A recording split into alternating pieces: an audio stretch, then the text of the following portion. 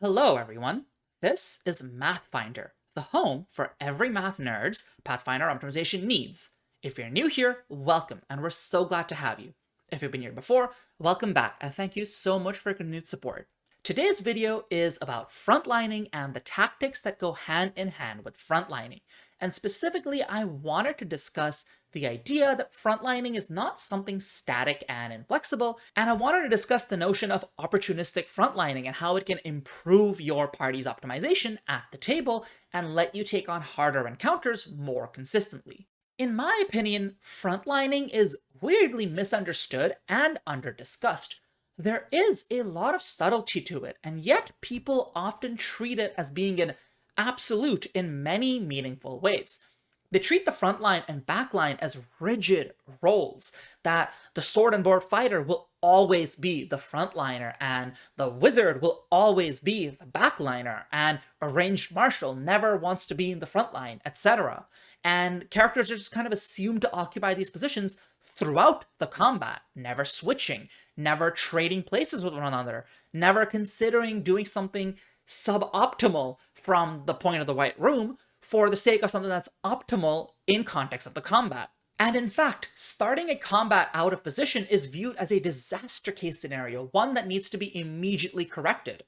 Now, on the surface, none of these might look like problematic assumptions, because aren't you really saying that every character has a operating point that they want to get to, and they should fight to get to that operating point? But when you treat frontlining as being this absolute rigid thing, and likewise for backlining, you end up with a lot of truisms that are just thrown around a lot by the community and assumed to be true, and they don't necessarily stand up to scrutiny once you recognize that frontlining is not something rigid. So one truism I see get thrown around all the time is, if you don't have a frontline, your backline is going to have to be the frontline anyways. And if you're not sure what I'm talking about, this is a common criticism of ranged marshals. I've spoken on this topic before, where I believe that ranged marshals and melee marshals are pretty equivalent in terms of what they bring to the party. They just bring different things. So a melee marshal usually brings much more explosive value than a ranged marshal can, but the ranged marshal is much more efficient because they don't have to worry about a lot of the downsides of being in melee. And in my opinion, this is an even trade. But I've had a lot of conversations where I bring this up and the other party says that, well, it doesn't matter, because if the melee marshal didn't exist, the ranged marshal couldn't function. Therefore, the melee marshal is just better, and the ranged marshal is playing second fiddle unless they're able to do as much damage as the frontliner. And this is only one such truism. Here's another one. The notion that low HP casters should never, ever participate in the front line. For example, you'll see people say that the Wizard War Mage or the Rune Lord archetypes are trap options because they encourage you to use a weapon in the front line, which a wizard should never do. Likewise, you'll see criticisms of the Psychic's amps, such as Imaginary Weapon or Ignition, that encourage the caster to be in melee despite being a 6 HP caster. And a lot of these truisms are built off the idea that there's no benefit to doing the reverse. There's no benefit to a marshal backing out of the front line. There is no benefit to a caster going into the front line. And by the end of this video, you will see why these truisms don't hold up to scrutiny, because they are inherently assuming that frontlining and backlining are rigid roles, that there is no such thing as a caster who dips into melee for one explosive turn but doesn't otherwise do it. And in my opinion, these sorts of conversations have a very homogenizing effect on character building. There's almost this tendency in the community to view 2 melee marshals plus 2 casters as being the default party, that there's no real reason to consider a ranged marshal. And likewise, the melee marshals often have very similar builds. Athletics, reactive strike, heavy armor all make comebacks in all of these conversations.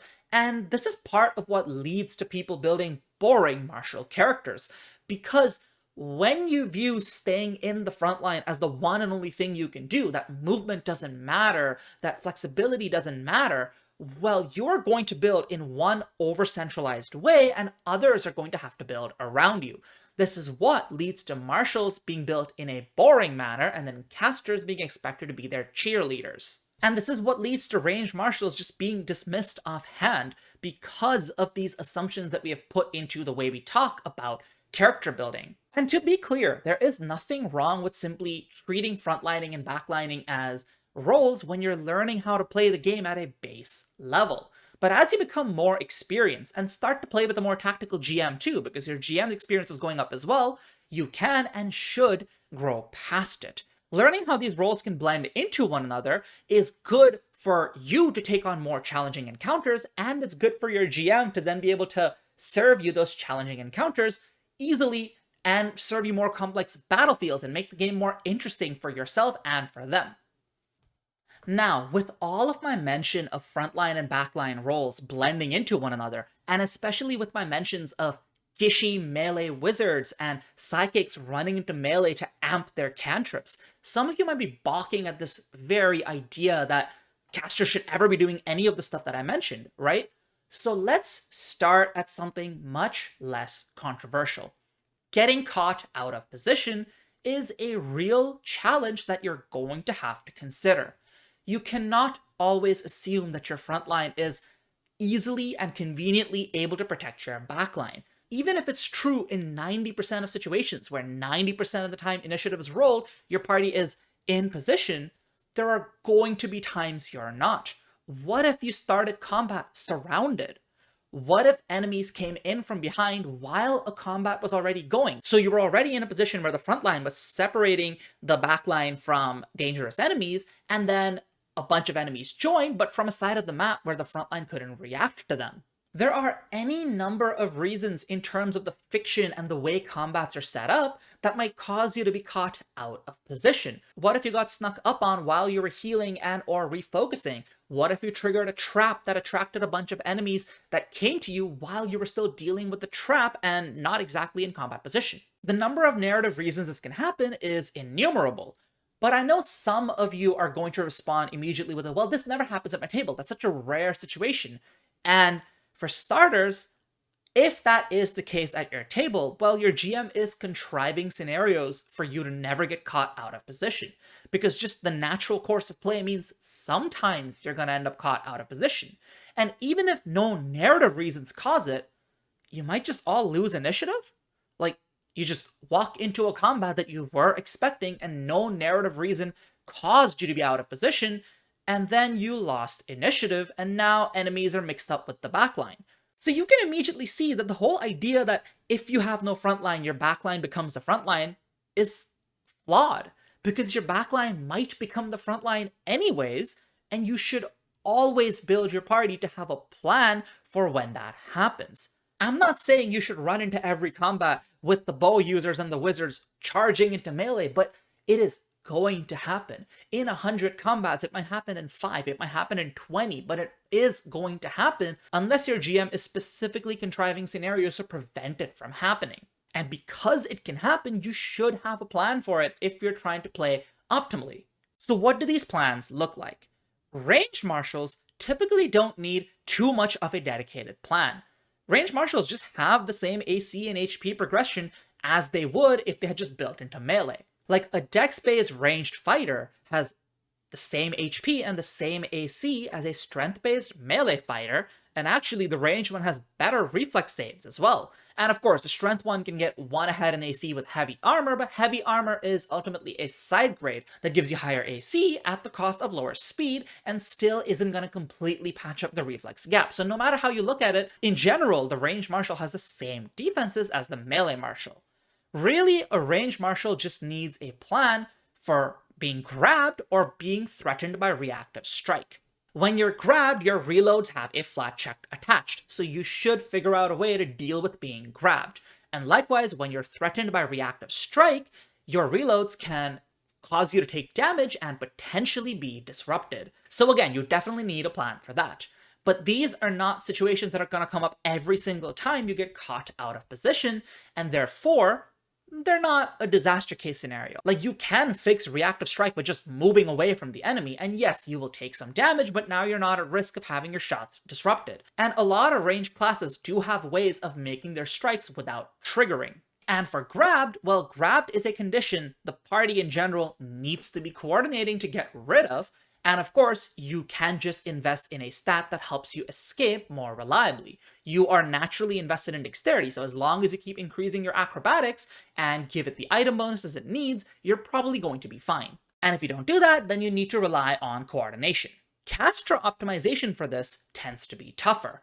When you are caught out of position, you need to use a mix of active defenses, like say, casting spells like Wooden Double, or Hidebound, or Zephyr's Slip, as well as coordination from your party to get through it. Because again, grabbed and reactive strike are big deals for you, and arguably bigger deals for you than they would be for a ranged martial.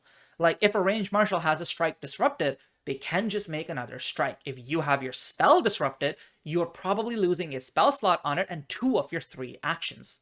So these are bigger deals for you. I also want to make a note here. If you're wondering why I'm not specifically mentioning Restrained, it's because Restrained is equally bad for literally any character that's not a kineticist.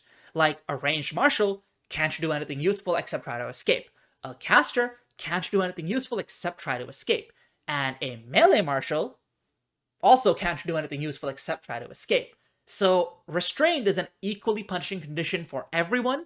I'm not gonna deduct points from ranged martials or casters for the possibility of being restrained. And of course, if you're a caster that expects to be in melee with any real frequency, like let's say you're a party of 3 casters and 1 martial, now you expect to get caught out of position more frequently. Or let's say you're trying to stay within 30 feet for the sake of some specific spells, again, you're gonna get caught out of position more frequently.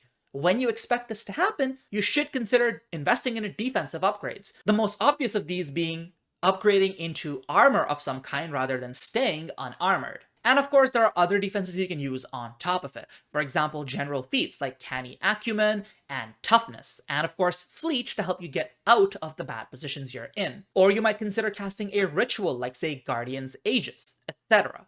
But now, here is the key. If we have established that you should be expecting to get caught out of position sometimes, and you need this plan anyways, well, you should now consider opportunistic frontlining. And when I say opportunistic frontlining, what I effectively mean is the backline coming into the frontline to help the frontline with certain things, to get effects that are hard to get from the backline, like say touch range spells, or cones, or stuff like that. And there are good reasons to be getting into the frontline. There are real opportunities there that you can unlock. But the reason I talked about getting caught out of position first is because if you look at the notion of a backliner doing some opportunistic frontlining and you balk at it because you're like, no, I'm too fragile for that, well, you needed a plan for that anyways. You needed a plan to not be punished for your fragility in case you were caught out of position. And now that you have that plan anyways, you might as well use that plan to grab these opportunities presented to you by going into the front line. So with that, I hope I've convinced you that opportunistic frontlining is something you should at least consider, and now we can talk about when the need arises. The first reason to consider opportunistic frontlining is when the backline might need to advance. Backliners, even fragile characters in the backline, should be considering coming into the front line at least some of the time. It's not something that needs to happen all the time, but there are just considerations. Something as simple as wanting to enter flanking position with a friend can be a good reason to do so. I mentioned this in my risk aversion video linked above, where my wizard in high level play would just run into melee to try and flank with the rogue anytime the other melee party member was just low in initiative. This was just a valid consideration. At other times, you may want to present enemies with a targeting dilemma. Maybe one of your frontliners is incapable of taking all of the heat, you run into the frontline for a little bit, and as a caster, you might draw some of the aggro because you look much more fragile than that other melee character, but then you use a combination of options like Wooden Double and other active defenses, and your very high mobility and ability to function at range to just get out of there. And now you're in the backline, having taken some heat off your frontline friend, while still functioning at full efficiency. Then, of course, simply wanting to use athletics is by itself a good reason to consider entering the frontline. And finally, this is spellcaster specific, but sometimes applies to ranged martials as well. You may have emanations, auras, cones, etc. that just work better if you're able to get into the frontline before using them. And for this reason alone, for backline advances alone, spellcasters with a plan for melee combat can be fantastic. I have seen discussions about Gishy spellcasters, and people often make the crucial mistake of assuming that they want to be a static frontliner. If your spellcaster is trying to be a static frontliner, somebody who is in frontline nearly all the time, you need really good reasons to be there. You need to have like Magus levels of good reasons to be there, or War Priest Cleric levels of good reasons to be there. Both of these are characters that have subclasses dedicated to staying in that melee with many, many upsides for that.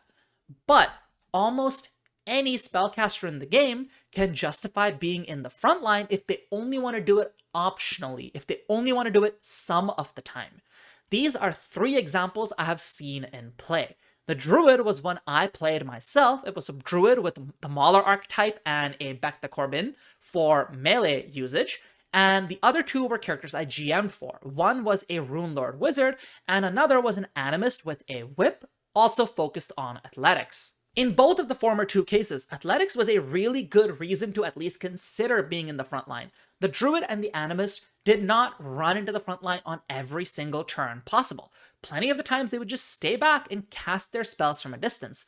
But they always had an option to get in if they wanted to use their athletics, and if the enemy happened to close with them, they always had athletics to fall back to. Likewise, the Rune Lord Wizard carried a fully runed up scythe and also had the Bespell Strikes feat. Did she make melee attacks every single turn like a fighter or barbarian? No, not at all, of course not. She mostly just cast spells. But there was always the option of just making strikes with a scythe when needed, and it was a valuable option to have. And there is a subset of spells that just works best in melee. My Impossible Magic preview linked above talked about a whole host of such spells that just got added to the game. Plenty of spells exist that justify being close to the front line at least, if not within it, and just having any of those increases this justification. Again, don't try to be a static frontliner with your spellcasters. Be an opportunistic one. And ranged marshals can also choose to close in. For them, there's much less of a reason to, but the truth is that you just have the passive defenses of a melee marshal. Ranged marshals actually have slightly better defenses than melee marshals on average, because most melee marshals have at least a little bit of strength, which means their defensive stat boosts are spread thin. A ranged marshal can get away with 0 strength, which means you have fantastic dexterity at a baseline better than what a heavy armor marshal with bulwark will have, and you have room to invest in wisdom and constitution. So ranged marshals actually have better defenses than melee ones, so if you're trying to present targeting dilemmas to your enemy, just close in. Like, the worst thing that can happen is they ignore you and continue focusing slightly less defensive melee marshal. The best thing that can happen is an actual misstep on the part of the enemies. And of course, switch hitters excel here. A character that can use something like a Shadow Sheath, or Shuriken from a Bandolier, or Quick Draw with some kind of a returning weapon, or a Gauntlet Bow, or anything else of the sort, to just poke enemies from a distance and then advance into the melee and use the full power of being in melee can excel here. I have played a switch hitting ranger before, and it felt fantastic to be able to both draw enemies towards me and get into melee and just have the option to be on either side of the battlefield as needed. Of course, one really important thing to do is make sure you have a plan for grabbed and reactive strike, because this affects spellcasters and ranged marshals more than it affects melee marshals. If a melee marshal gets grabbed, they're barely inconvenienced. They're off guard and immobilized, but they can still make their attacks against the target that grabbed them, and they're much less likely to eat reactive strikes. Casters recently got a really good tool against being grabbed or restrained, the Begone spell, which lacks the Manipulate trait and works against this, but really the best way around this is to rely on party coordination. Against someone with reactive strike, you want to shut down that reaction or have somebody else eat it for you. Against grabbed and restrained, the best options in the game are always forced movement. And if you account for those two, then the backline advancing into the front is a good tactic that is going to come up reasonably often at your tables. The next reason to consider is frontline retreats. There are just going to be circumstances where a frontliner who was built from the ground up to be in the front line is unable to continue in there for this specific combat. It's not always obvious when that happens, but the motivating question you should ask yourself is this. If I continue to stay here in the front line, is my melee contribution still a net positive to the party's tempo? That is to say, is the damage I am doing or the athletics I am providing or whatever other melee benefits I provide, are they outweighing all the healing or buffing I require to continue staying here now that I'm a little injured, now that I'm a little debuffed, etc.?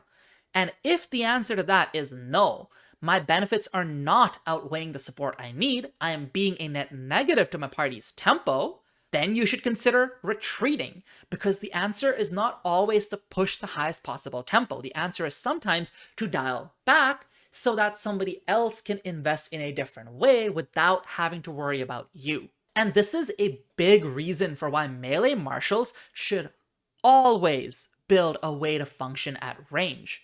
There are a lot of people who think that the only upside of range pops up in the first few turns of combat, but that's not true. Being able to retreat out of the front line and still function decently well is a legitimate upside. If you have spent 3 rounds in a dangerous melee, you have contributed in melee. If you're now able to retreat out of there safely and then poke away from a distance with a backup weapon or a cantrip or anything else of the sort, you are just opening up the other party members' action economy because now they don't have to worry about you dropping. And as before, switch hitters have a fantastic niche here. Switch hitters can fit either of the two sides of opportunistic frontlining that I mentioned. The previous slide was about spellcasters and ranged marshals. This is about melee marshals, but switch hitters are good on both ends, and that is genuinely the niche of switch hitters in this game. I have seen some people question the value of switch hitters because kiting is not something you can do without the whole party's assent, but you can still do this whole thing of getting in and out of the front line wherever you're needed to be in any circumstance, and that's something that just requires you to have situational awareness. It does not really require your party to be that coordinated. And for frontline retreats, one quick way of recognizing if you need to retreat or not is this. Usually, when you have a multi-character frontline, one of the characters tends to be more fragile than the other. The fighter without a shield is more fragile than the barbarian without a shield. Both of them are a little more fragile than the fighter who does have a shield. That would be more fragile than a guardian. A thaumaturge is going to be more fragile than everyone I just listed, unless they have the shield or amulet implements, in which case they get a little better, but still more fragile than some of the higher levels of defensiveness that I just mentioned. Multi-character frontlines always have one character who's a bit more fragile. That is the character that is likelier to retreat. Against a tactical GM, that character will draw a lot of heat early on. Then you retreat and present the enemy with a dilemma. Do they chase you down when you have retreated, or do they now attack the character who is both at full health and is chunkier than you, tougher than you, has more defensive value than you, and thus is harder to get down even if they were not at full health at this point? And aside from this, there can be circumstantial reasons for frontline retreats as well. Sometimes you might find yourself retreating out of a frontline because the enemy demonstrated an ability that's really dangerous to be next to. As a few random examples I can think of, multi-strike mapless attacks are a really common gimmick on enemies. Simply retreating out of the frontline, if you have the option to, reduces the number of targets the enemy has. And then there are more specific abilities than that. Some enemies have unique auras with a really short range that are really dangerous to be near. Other enemies, like say the Kauthooge, are capable of taking you and controlling your attack and making you attack your friends. And being away from that is also a benefit of its own. So between just the generic reasoning of retreating from a frontline, which is have I become a net negative to my party's tempo, and the more specific reasons that can pop up on a monster-to-monster, combat-to-combat basis, melee marshals should be building in ways to function at range and opportunistically retreating from the front line to then make use of such options. Your range options are not just for the opening salvos, they're also there for these opportunities. And finally, once a party has both a front line that's comfortable with retreating and a backline that is comfortable with advancing, you can coordinate the most advanced version of opportunistic frontlining. Party-wide maneuvers where the backline and frontline are capable of coordinatedly moving and presenting a moving target for the enemies, and thus making it really difficult for them to have any real uptime against you. One of the simplest examples of this is swapping backliners and frontliners around for longer combats. This isn't something that will pop up in your typical 2 to 3 round combat, but it can, for example, if you're fighting a wave of enemies, especially if that wave totals up to a higher XP budget than your party can normally handle. Like, say, in a normal, 120 to 160 XP encounter, you might not need to do this. But if you're facing multiple waves totaling up to like 260, 300, 400 XP, then over the course of several rounds of combat, the front line is going to get worn down. And simply having built all your characters and having planned from the beginning for a backliner to swap places with a frontliner at some point means your party's healers are just going to have an easier time. This is especially really good if some kind of a choke point is available, because when you're within a choke point, you can limit the exposure of any of your party members to hostility, which means you have a much greater degree of control on who is in the front line and keeping that the case. The enemy is going to have a hard time bypassing the front line. This is something I have done in a party, for example, where our primary frontliner was a barbarian, and then I had built a switch-hitting ranger. The barbarian would, for most shorter combats, just be okay being the solo frontline, and I would dip in and out as needed. But there were a few times where the barbarian's HP ran out by like turn 6 or 7 of a long, drawn-out, wave-after-wave combat encounter. At that point, I told the barbarian, just retreat, attack from behind me with your reach weapon, and I will occupy the choke point, and I will be in the front line and just prevent enemies from getting to you. And of course, me having standstill and me having very high athletics played a big part in making sure I could keep the barbarian safe here. The next cool maneuver to consider is the fighting retreat, aka kiting. The general idea of this is that the front line is sort of presenting a wall to the enemy, but they're presenting like a moving target. They're slowly backing up as they deal with that enemy. This inherently reduces the enemy's uptime, but it's also going to reduce your own front line's uptime because they're spending actions on striding that they could have on making offensive moves. And of course, this means they're not threatening reactive strikes nearly as much unless they have great enough reach that enemies are constantly crossing a space within their reach. So generally speaking, this tactic is only worth it if the backline is then capable of delivering a high amount of damage and or control to then ensure that the enemy is getting whittled down. This is not something you want to spend the entire combat doing because honestly, it's not effective all the time, and even when it is effective, it'll make combats take like 8, 9 turns if you just keep doing fighting retreats. But you can often open a combat with a fighting retreat, and then when you've converged into a melee, you are just inherently at an advantage because the enemies have taken so much more damage in the opening exchanges than they otherwise would have. And one note here, I have noticed a lot of people criticize fighting retreats and kiting as not working because on a real map, you won't have that much space. In my experience, almost any map you're in, you will have enough space for a fighting retreat. In indoor spaces, the best thing you can do is exiting the room you're fighting in, like just go out the door you came in, but keep presenting a threat in that room. So that can look like the backline just shooting arrows and crossbow bolts and bullets over the front line's shoulders, or that can look like throwing in an area effect like Rust Cloud or something along those lines into the room you just exited out of. And once the enemy advances up to your front line, you can make a decision on whether you want to keep retreating or like just finish the combat at that choke point. You can just on a turn-by-turn basis decide what you're going to do.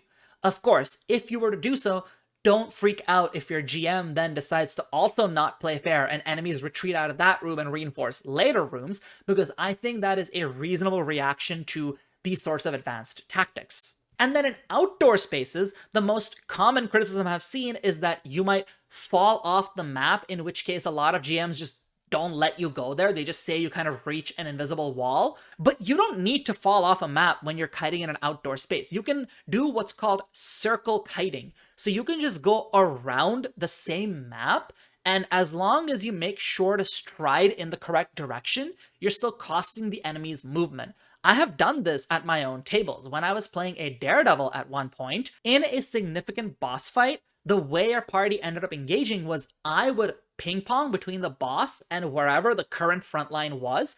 I would make sure to trip the boss at a point where they always needed 2 to 3 actions to then get to the party, and thus barely ever had any offensive uptime against us.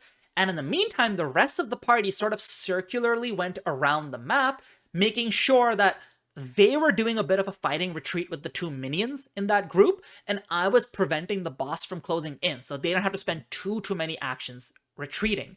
Ultimately, fighting retreats do work. They just require some situational awareness and a great deal of coordination from the party.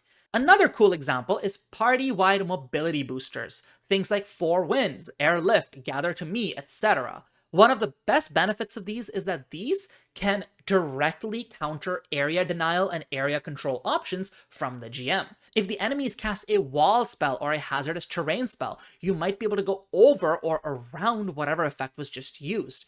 If the enemy were somehow able to use terrain to bottleneck you in an unfavorable position, you could just get out of there completely. So party-wide movement, especially because it's originating from just one character, is just a great maneuver to have your hands on. And again, this involves the frontline and backline acting like fluid moving targets, not like the static thing that wants to stay where it is. And finally, and this is one of my personal favorites, bait and switch frontlining.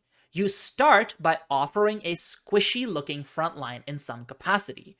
And then, once the melee has been engaged with, and they have taken a little bit of damage from the enemies, they retreat and the real frontline advances. This is where melee-focused spellcasters can excel. I have played my wizard in this way in the higher level range. I had access to the melee amped ignition spell, pre-psychic dedication nerf, so it was much easier to gain access to that spell back then.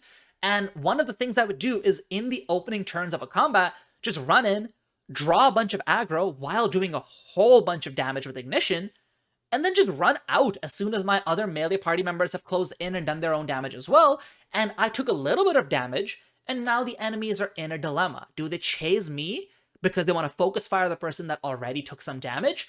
Or do they save their actions and focus these 2 full HP melee marshals while I continue to operate at range, unfazed?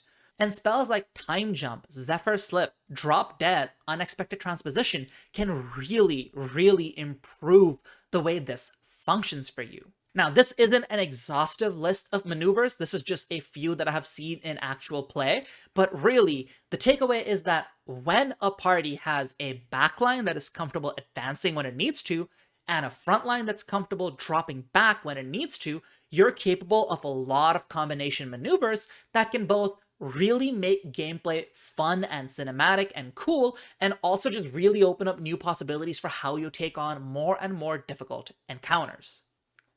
That'll be all for today's video, folks. This was a short video, and I hope that if before you viewed frontlining and backlining as this static thing that you just stay in the same place and do all the time, you're now looking at it more as the fluid, cool thing it's meant to be.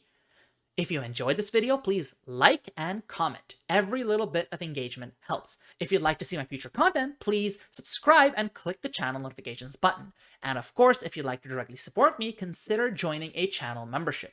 Regardless, I hope to see you next time. Mathfinder out.